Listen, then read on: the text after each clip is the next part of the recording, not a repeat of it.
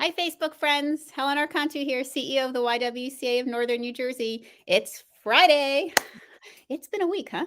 And if you're in the New Jersey area, it's a day out there today, and so I hope you're warm and safe and off the roads and curled up to have a lovely chat with us versus being out in what sounds like might be a little bit of some icy weather for us to get through on this Friday.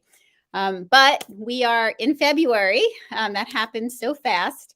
And what we know about February, there's a lot that we celebrate this month. We talked earlier in the week about how it's Black History Month and it's Lunar New Year. We kicked off at the beginning of the month. But February also happens to be American Heart Month. And, we often think about Valentine's Day as being a time where, kind of gets highlighted in this month as well. But what a great connection there. All the love and the heart that we think about for Valentine's Day, we can also be focusing on people's cardiovascular health and kind of taking it in really a place of wellness and, really, productive health conversation. And that's what we decided to do today. So happy to have my guest on with me today, Heather Shasa. Welcome. Thank you so much, Helen, for having me. I'm so excited to be with you today. We're thrilled. We're thrilled and can't wait. We know that our hearts are essential for survival.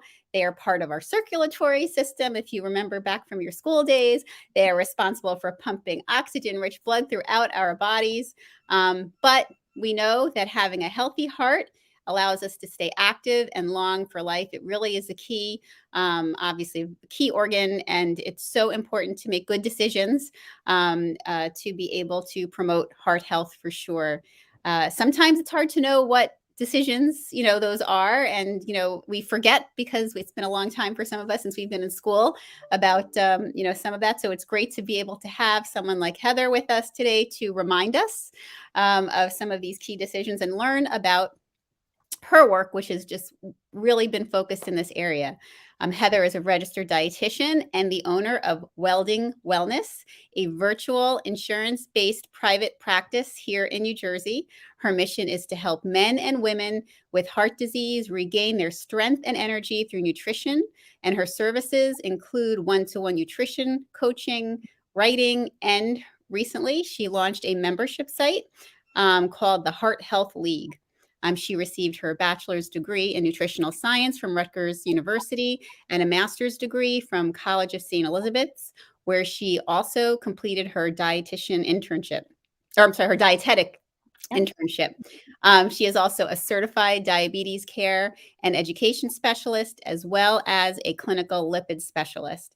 She is not, when she's not working, which she is, so committed to the work that she does, and we're going to learn a little bit about why. But when she's not working, she enjoys spending her time with her wonderful family, which I can say because I actually know them, all of her friends, hiking, snowboarding, and living each day to her fullest. Welcome again, Heather. So happy you could be here. Thank you again, and I really appreciate that introduction. Thank you. So Heather, tell us about American Heart Month. I know we always think of February as Valentine's Day when we think about hearts, but it really is connected to something so much bigger. Yeah, absolutely. And so February is American Heart Month. It was designated as American Heart Month back in 1964 by President Lyndon B. Johnson as a way to shine a light on cardiovascular disease. And now here we are 5 decades later, still working to combat the leading cause of death. And so unfortunately, about 659,000 Americans lose their lives each year to heart disease. And so it's this month that we really kind of focus on ways to raise awareness about risk factors and starting those conversations. And today is actually National Wear Red Day. As you can see, I had the colors on as a way to, again, spread the red, to share that awareness and to really garner that information and those conversations. I put on red lipstick, actually. That's nice. I like it. My heart's going behind me.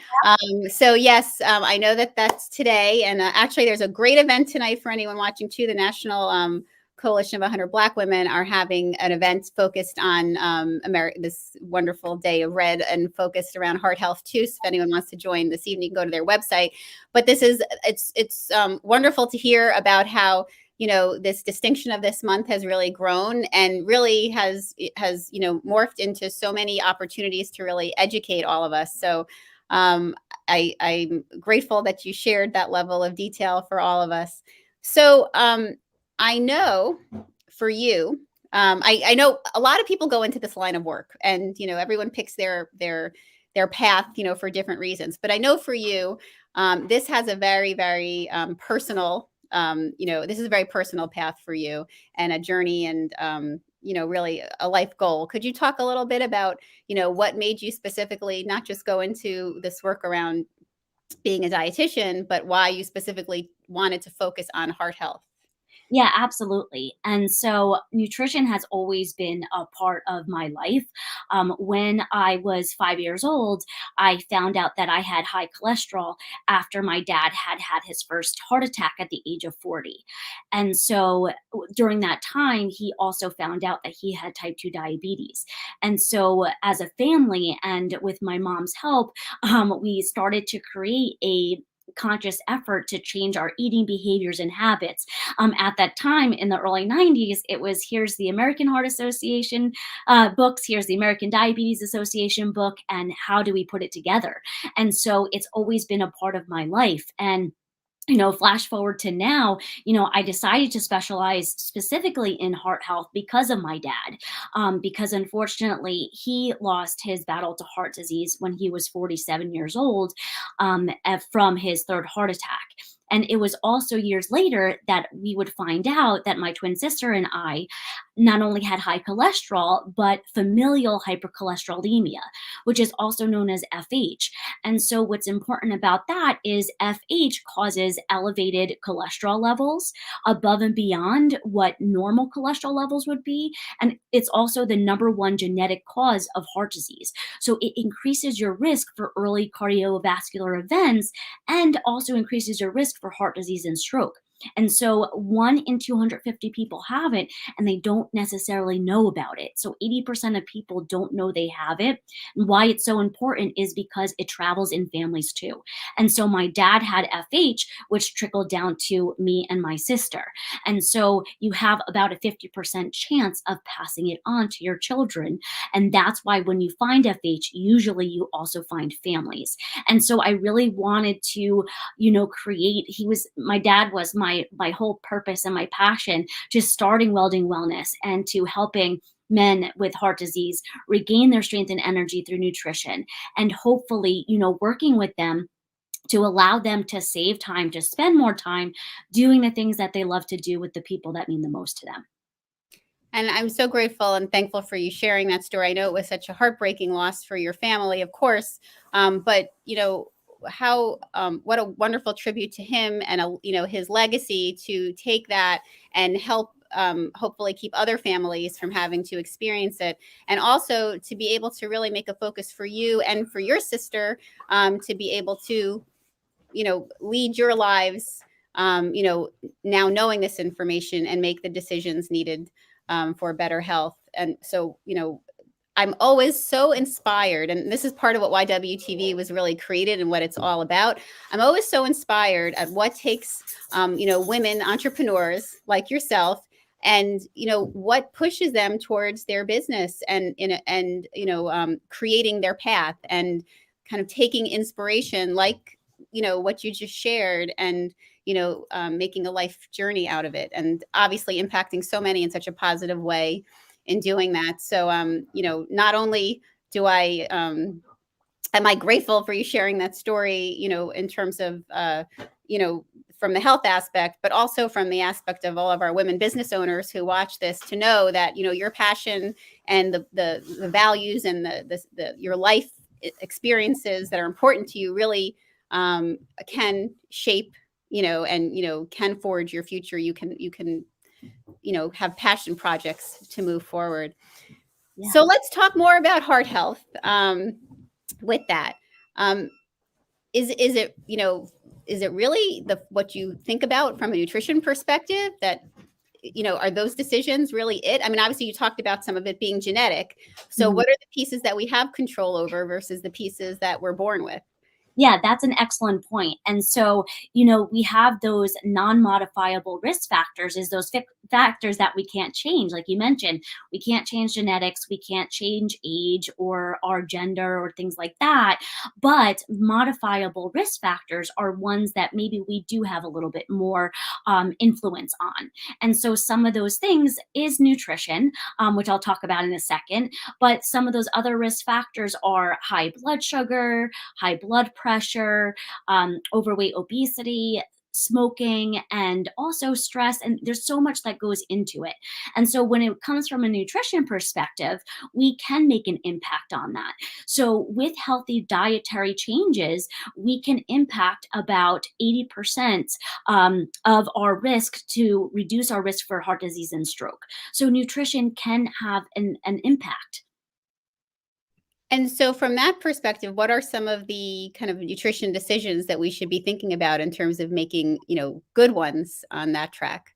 Yeah, absolutely. So when it comes to nutrition, it's focusing on, overall cardioprotective dietary pattern. I know we kind of we're bombarded by a lot of conflicting information in the media and what to do and what to try. So a suggestion is to look at, do an audit of your dietary pattern right now, and we really want to focus on nutrient dense foods such as your fruits and vegetables and whole grains, which unfortunately we're really not getting enough of. So, adding them into your diet, along with reducing some of the other offenders that maybe can increase your risk for heart disease, such as high saturated fat foods or high sodium, as well as a lot of those refined carbohydrates or added sugar, which might not be giving you the fiber and the nutrients necessary to help protect your heart. So, really just focusing on what you can add and maybe modify can really not only help impact your heart health, but maybe be helpful for even reducing the amount of medications you have to take, improving your quality of life, and also helping to reduce your risk for other diseases as well. And so, and along with what you said about the media, we know we're bombarded with all these diets, right? That are, do this, do that. It's going to help you. Obviously, you've given us some concrete decisions that we can make in terms of eating. But what should we be processing when all these diets are kind of coming our way in front of us? Yeah, it's really hard. And when we have these information coming at us, it's kind of like breaking it down. And if it's a diet that's saying to eliminate this or to reduce this, or it can be very confusing. So I would say focus on where you are in your heart health journey. Some diets have been shown to be more cardioprotective, such as the Mediterranean diet, the DASH diet, which is dietary approaches to stop hypertension, and a vegetarian vegan dietary pattern. But really, it boils down to what's going to be best for you where you're at, because a lot of factors affect why and what we eat: cultural influences, socioeconomic status, time constraints. And so it really has to be individualized to what works best for you. And within that scope, you can really make a profound impact on what you choose and the diet quality that you incorporate. Yeah, and I appreciate you saying that because there are so many things that people are like struggling with these days when they're making their food choices, right? Yeah. Their bank accounts, their time schedules to prepare something, and all of those do impact what we put in our mouth, for sure, and how we put it in our mouth. So let's also talk about quickly too, because obviously a lot of your work focuses on people that are, although I know you work in lots of areas, but a lot of your work is focused on people that are already living with this situation, and some of these challenges.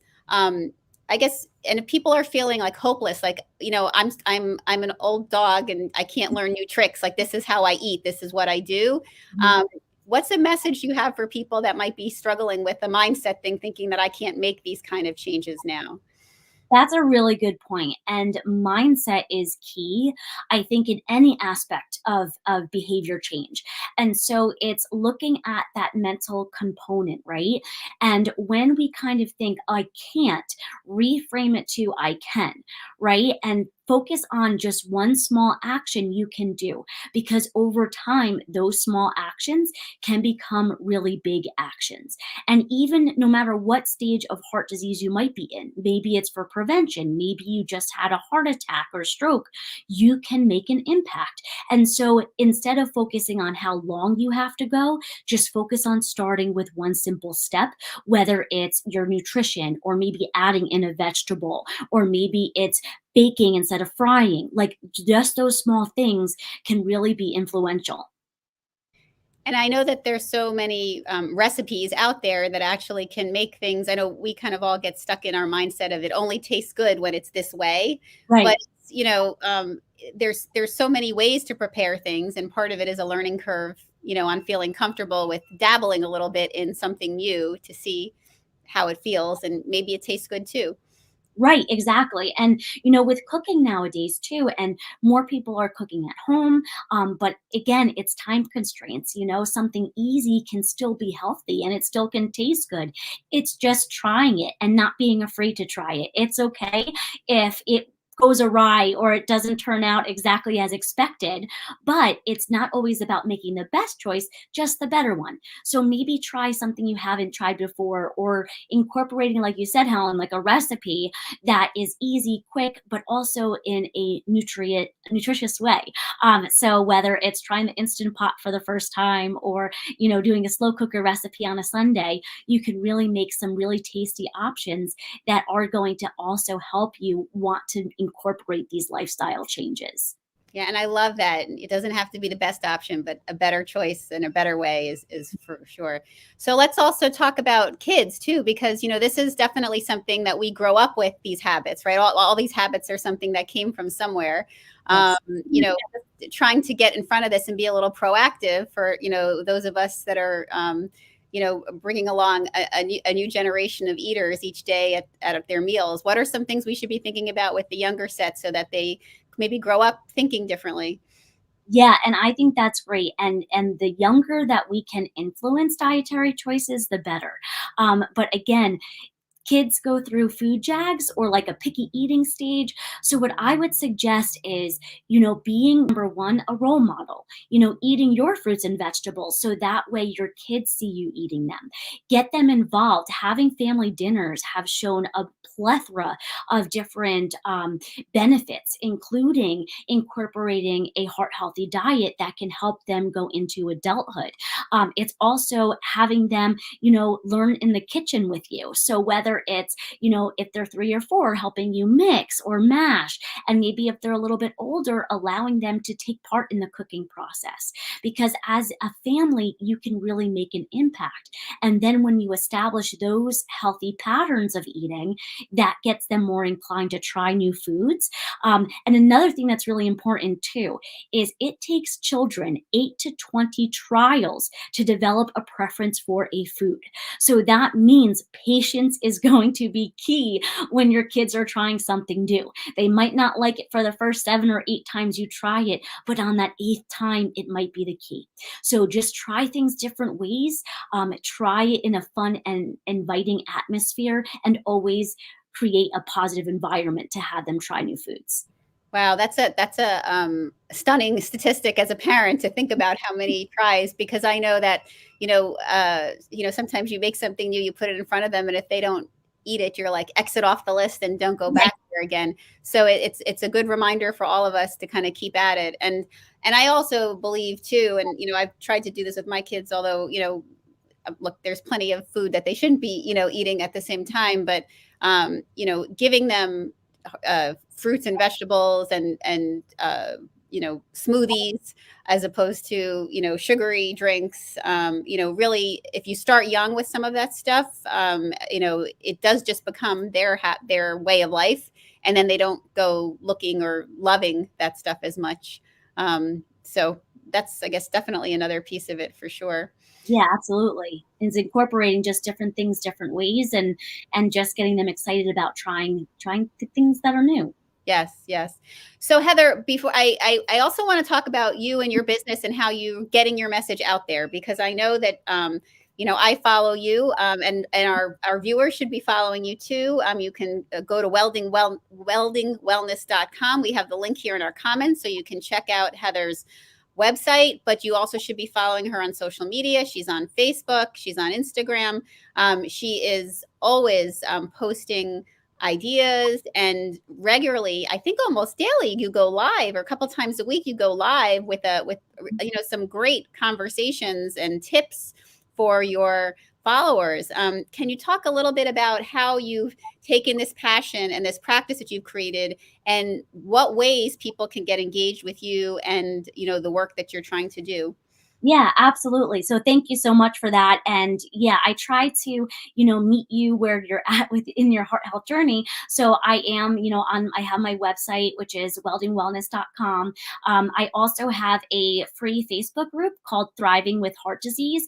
And that's what Helen was mentioning, is where I go live every Wednesday at 7:30 p.m. Eastern Standard Time. And we talk about different topics and tips and tricks about heart health. And then I just recently launched our membership site called the Heart Health League, where I will be putting in trainings and workshops and heart healthy recipes that you could try and incorporate into your lifestyle to just help you to just, get that starting point and feel confident and comfortable in navigating your heart health. Well, it's wonderful that you've given us all so many options to be able to access this great work that you're doing. And again, I encourage our viewers to check out Heather both on her social media platforms as well as her website to learn about them. So Heather, tell us, what else is really important for our viewers to know about their heart health? What else should we be thinking of other than what we've talked about? That's a great question. And I thought it would be good to put it in as like an acronym to help hopefully people remember some tips and tricks that they learned today. And I thought it was appropriate, American Heart Month, heart. Okay. So the H stands for heed your heart recommendations and suggestions. Again, you can find a wealth of information from the American Heart Association. They also have a My Life Check, which is an interactive tool that you can assess your own heart risk. The next one is E, examine. Going to your doctor's appointments and knowing your numbers can help to empower you and also provide a baseline of where you are in your heart health. So knowing your numbers, your blood pressure, your blood sugar, all of those numbers are going to be key factors to help you really get in front of your heart health. For A, advocacy. Advocate for yourself. You know you best. And so it's finding, physicians, healthcare practitioners, to continue to help you on your heart health journey. So ask your questions. A really great resource for this too is if you have difficulty with having some conversations or unsure of what questions to ask, cardiosmart.org is a really great resource because they give you questions to ask for different heart conditions. So it's really helpful for you to give you some of that knowledge. As far as R, reassess your risk factors. So we talked about some of the risk factors today, but just to kind of recap, 7 of them is high cholesterol, high blood pressure, high blood sugar, overweight, obesity, smoking, physical activity, and also nutrition. Okay. So those are just some risk factors, and there's a plethora of others. So again, looking into your own individual risk factors and ways to reduce them or modify them with either lifestyle changes, medication, or other therapeutic modalities. And the last one is T, which is take action. So taking action for your mental, physical, emotional, social health, and also well-being, as well as nutrition. And just focus on that one step that you can take today, because I promise you these small changes really can make a big difference when it comes to your heart health. Well, thank you for putting it in a way that we can keep, with us easily with that great heart, reminder there. You did that so so easily for us to be able to follow and link to. And for our viewers, we put some of the links that Heather referenced as she was talking. We dropped them into the comments so that you can follow and learn there as well. I want to go back to something that you shared about your own story when we started that, really struck me, being that, you and your sister were 5 years old when you realized that you had, your own cholesterol and, heart challenges. And I mean, that is so young, and you never really would have been hip to it if your father hadn't had this issue. And of course he was so young, when this started for him. And these are not ages where we're thinking about heart issues. Right. We're thinking about heart issues when people are like, maybe over 60, but probably over 70, probably over 80. We're not thinking about how, you can be impacted so young. So it's such a great reminder that you've given us today to, ask these questions, at the doctors. Mm-hmm. Ask it with your pediatrician. Don't think because your kids are so young that they are exempt from, having an impact like this. Ask it to your own physicians and make sure that you make those appointments. I know, especially during these last 2 years, people have tried to avoid going places and getting medical care. But it's so important that you reach out and safely get to your appointments and follow up. So what are some of your thoughts, Heather, in this kind of we're still kind of lingering 2 years later, almost into this, COVID world, where people are still apprehensive about getting to the doctors and reaching out and meeting with people to get, health support because they feel like that getting germs, will impact their health. What are some messages as someone who's working in this field, that you have for folks that are struggling with that part of this? Yeah, it can be very difficult. And I'll address that in a second because I want to go back to what you had mentioned just previously, which is, getting your cholesterol levels screened. So even at 5 years old, like our cholesterol levels were well in the 200s. And so the American Academy of Pediatrics recommends that all children ages 9 to 11 are screened for their cholesterol levels. And even lower if you have a family history of high cholesterol or FH, and that screening can occur as young as 2. So that's really important. And for more information on FH and more family uh, heart diseases that can happen, you can also visit the Family Heart Foundation, which it gives you more insight. But to go back to your other question about ways to in this COVID kind of world, how do we still get access to healthcare, or should we still be apprehensive? And yes, we still can be, but now with the light of telehealth and telemedicine, we can at least reach out to our physicians and ask these questions. And I know it becomes a little bit more challenging, especially if we are going for blood work, but that blood work can be helpful for an insight. So making sure that maybe you create an appointment online so you don't have to wait that long, so that way you can get in and out of places that you're not there waiting, making sure that you are just following up on your physician's visits, even if it is a telemedicine visit.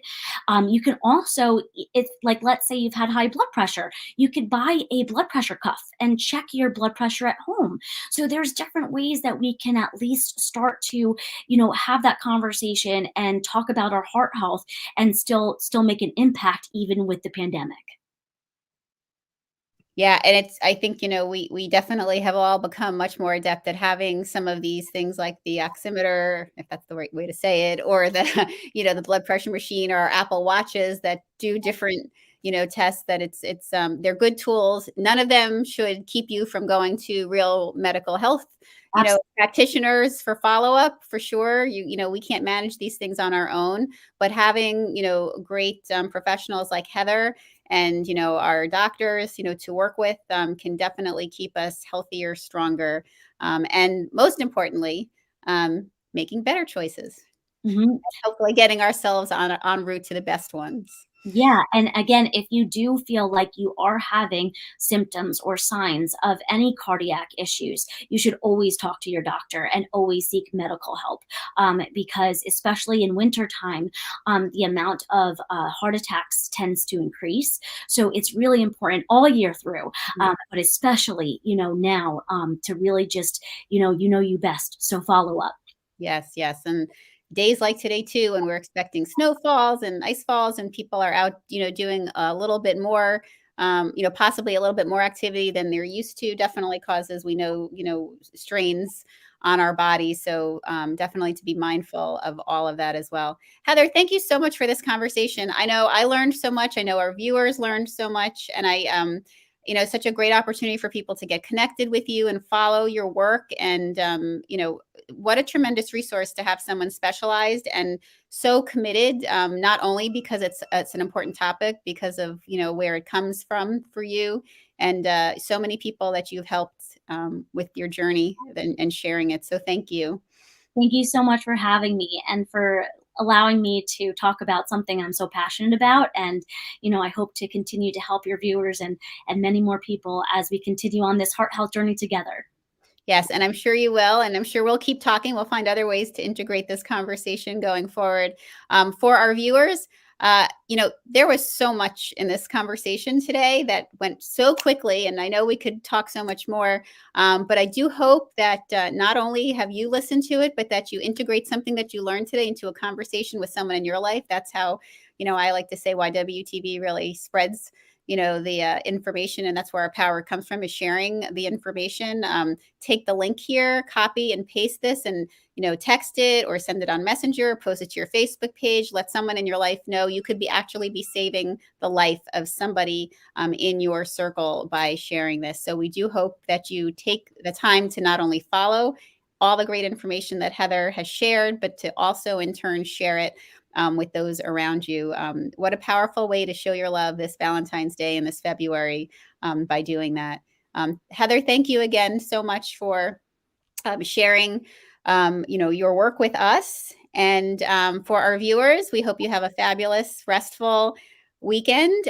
We look forward to being with you again next week. We have lots more wonderful conversations as we've had this week. We also hope that you get yourself over to